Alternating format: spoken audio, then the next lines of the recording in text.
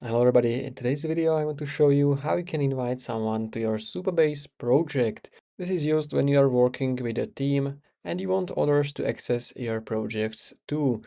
So it's really simple to invite someone. You just want to hover your mouse on this left hand side menu, and under projects you will find team.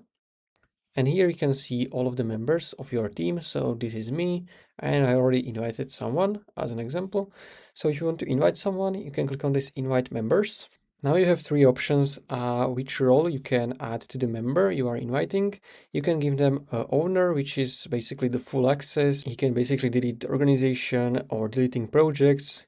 Then you have administrator, which can manage members, billing, project settings. And the last one is developer, which can manage project content. So you can work on the project, but cannot change any settings or delete anything. So I'm going to choose developer. And here you want to type the email of the person you are inviting. And there is also option to use this a single sign on.